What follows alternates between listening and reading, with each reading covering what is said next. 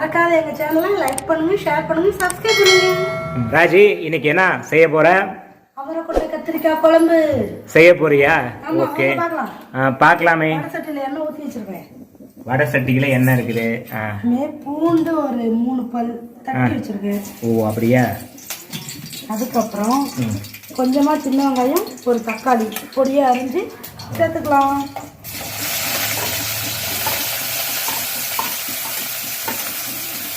வந்து இதை நல்லா வதக்கிடலாம். கல்லுப்பு கொஞ்சமா. எதுக்கு கல்லுப்பு போடுற? நல்லா சீக்கிரம் வதங்கிறதுக்கு. ஓ, சீக்கிரமா வதங்கிறதுக்கா?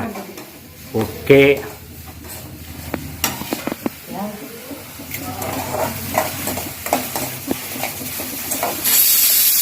என்ன ராஜி, வதங்கிருச்சா? தக்காளி வதங்கிருச்சுமா? எங்க? Wow, super. அடுத்தது கத்திரிக்காய், ஒரு 4 கத்திரிக்காய். 4 கத்திரிக்காவா? அரிஞ்சு தண்ணியில போட்டு வச்சிருக்கு. எங்க? ஓகே, போட்டுடலாமா? நல்லா கட் பண்ணி வச்சிருக்க அழகா.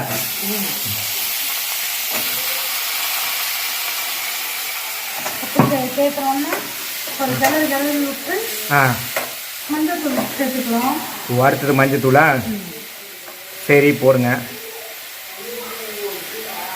ஒரு 1/4 ஸ்பூன். இப்போ கத்திரிக்காய் வதங்கணும். இப்போ கத்திரிக்காய் வதங்கணுமா?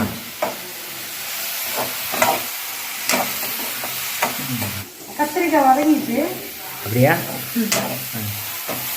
சரி, மசாலாலாம் சேர்த்திக்கலாம். ஃபர்ஸ்ட் என்ன போடுற? 1 ஸ்பூன் மிளகாய் தூள். ஓகே.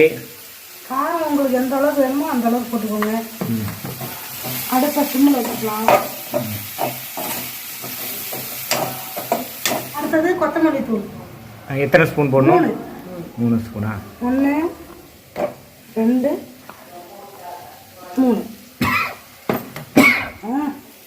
அடுத்தது 1 ஸ்பூன் சாம்பார் பொடி மாமா.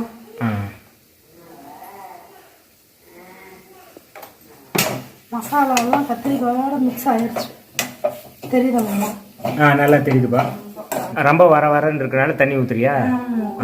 பச்சை தண்ணியா சுடு தண்ணியா? சுடு தண்ணி ஊற்றுறியா? சரி. சுடு தண்ணி எதுக்கு ராஜு ஊற்றுற? காய் வந்து நல்லா சாஃப்டாக வேகிறதுக்காக சுடு தண்ணி ஊற்றுறேன். கொஞ்சமாக தண்ணி சேர்த்துக்கலாம். நமக்கு எந்த அளவுக்கு குழம்பு வேணுமோ அந்த அளவுக்கு தண்ணி ஊற்றுருமா? இப்போ பார்த்தீங்கன்னா ஃப்ரெண்ட்ஸ், உள்ளே வந்து சமையல் செஞ்சுட்டு இருக்கிற அப்படி ஒய்ஃபு. அங்கே எங்கள் அம்மா என்ன பண்ணிகிட்டு இருக்காங்கன்னு பாருங்கள். இப்போ வந்து என்ன மாமி, பாப்பாவுக்கு எல்லாம் சொல்லி கொடுத்துட்ருக்கிறியா? பாப்பாவுக்கு வந்து சொல்லி கொடுத்துட்ருக்க அப்படி. ஆயாட்ட பஸ்ஸு, இது கார், இது வண்டி எல்லாம் ஆயா வந்து பேத்திக்கு சொல்லி கொடுத்துட்ருக்குறாங்க. இது சார் குதிரை, இது ட்ரெயின், சைக்கிள். ஓகே ஃப்ரெண்ட்ஸ், இந்த மாதிரி போயிட்டுருக்கு எங்கள் அம்மா வீட்டில். இப்போ எங்கள் வீட்டிலேருந்து கீழே வந்திருக்கோம். இதெல்லாம் நடந்துகிட்ருக்குது. சரி, ஓகே, இருங்க. குழம்பு கொதிச்சிட்ருக்கு. மறுபடியும் அங்கேயே போவோம். குழம்பு கொதிச்சிட்ருக்கு. கொதிச்சிட்ருக்கா? கத்திரிக்காய் போச்சு. வாவ். அடுத்தது நம்ம அவரைக்கொட்டையை வேக வச்சு வச்சிருக்கோம். எங்க? ஓகே, சேர்த்திடலாமே. நல்லா விலையிலே இருக்குது பார்த்தியா? ஆமாம். நம்ம மளிகை கடைக்கு போகிறோம்ல மாமா. ஆமாம். அப்போ வந்து வெள்ளை அவரைக்கொட்டைன்னு கேட்டு வரும். ஓ. அப்போ தான் நல்லா நம்ம பச்சை அவரை எப்படி வாங்கி நம்ம உரிச்சு செய்வோம். ஆமாம், அந்த மாதிரி இருக்கும் இந்த குழம்பு. டேஸ்டியாக இருக்கிறதுக்கு வெள்ளை அவரைக்கொட்டையா? அப்படியே பக்கத்தில் ஒன்று அரைச்சிட்டு வந்து வச்சுக்குது.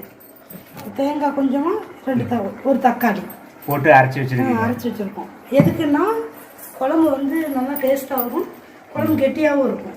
அதுதான் அரைக்கிறது. ஓகே, பரவாயில்லையே. இவ்வளோ வேலைகள் இருக்கா இதில்? இல்லை, வெளியே இருந்து பார்த்தா தான் குழம்பு. இதுக்குள்ளே வந்து பாரு எத்தனை ஐட்டம் போடுறாங்க தெரியும். நான் அந்த பக்கம் திரும்பிக்கிட்டேன். புளியா? கொஞ்சமாக கரைச்சி வச்சுருக்கோம். கரைச்சி வடிகட்டி வச்சிருக்கோம். ஊற்றிக்கலாமா? கொஞ்சமாக ஊற்றலாமே. புளி எதுக்கு ஊற்றுறீங்க? புளி ஊற்றணும்னா நல்லா கொட்டை குழம்பு டேஸ்ட் வரும். அதனால. இப்போ என்ன ரேஞ்சில் இருக்குது? ஃபைனல் கொஞ்சம் இன்னும் கொஞ்சம் வேலை முடிச்சா ஃபைனல் டச் ஆக போகுது. கேள்வியெல்லாம் நிறைய சொல்லு. தேங்காய் கொஞ்சம் அரைச்சிட்டு வந்தாலும் அதில் தண்ணி ஊற்றி நல்லா கலக்கி விட்டு தண்ணி ஊற்றுற எதுக்கு தேங்காய் அரைச்சதுல? கெட்டியா இருக்குல்ல, ஆ நம்ம குழம்பு வேணும்ல நிறையா, ஆ சரி. நீ 2 தாட்டி 3 தாட்டி ஊற்றி சாப்பிட்றல, ம் அதுக்கு அதுக்கா சரி ஊற்றிடலாமா? ஆ ஊற்றலாமே. பார்த்தியா குழம்பு கலர்ஃபுல் ஆயிடுச்சு. ஆ இப்போ குழம்பு மாதிரி ஆயிருக்கு. குழம்பு ஒரு மாதிரி ஆயிருந்தா குழம்பு மாதிரி ஆயிருக்கு.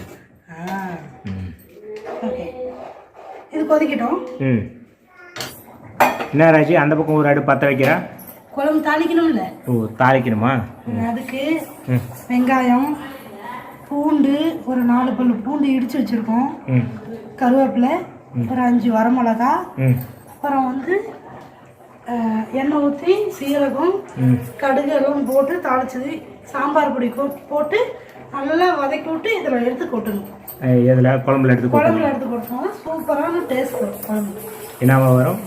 சூப்பராக டேஸ்ட்டாக வரும். ஆ இப்போ எண்ணெய் ஊற்றிக்கலாமா? ஊற்றுங்க. எட்டி உள்ளே விழுந்துடாது. ஆ எண்ணெய் காஞ்சிருச்சு. கடுகு 1 ஸ்பூனு, காட்டிட்டு இருப்பா. ஆ ஜீரகம் 1 ஸ்பூன், ம்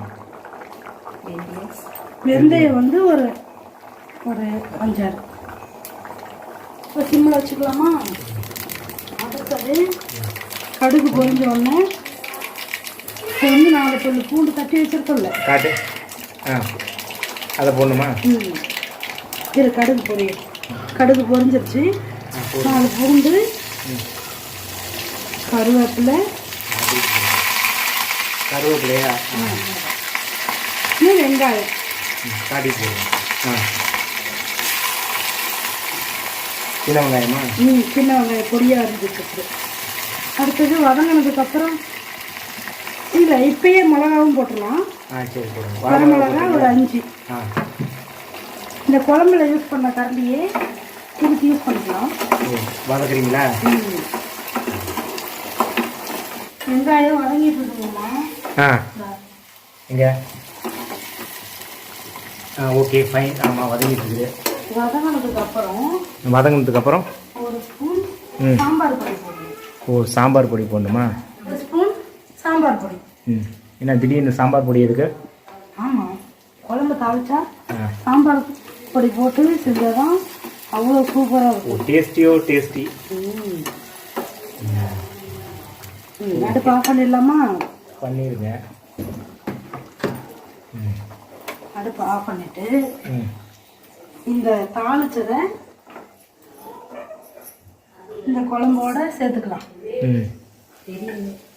சரி, அப்படியே கொஞ்சோண்டு குழம்பு ஊற்றி அப்படியே அதுக்குள்ளே போட்டு மிக்ஸ் பண்ணிடலாம். குழம்புல ஊற்றணும் இல்லை, ஆமாம் அதை மிக்ஸ் பண்ணி விட்டுலாம். இப்போ வந்து எல்லாம் தாளிச்சு கொட்டியாச்சா? இப்போ ஃபைனலாக அடுப்பை சிம்மில் வச்சுக்கலாம். ஒரு 5 நிமிஷம் சிம்மில் வச்சு நல்லா கொதிக்க விட்டு சிம்மில் கொதிச்சிட்ருக்கு. இப்போ வந்து இந்த கொத்தமல்லி தலையை கழுவிட்டு போட்டுக்கலாம். அப்போ தான் குழம்பு வாசம் அதோட இறங்கும், இந்த கொத்தமல்லியோட வாசம். சரி ஓகே, வாங்க சாப்பிடலாம்.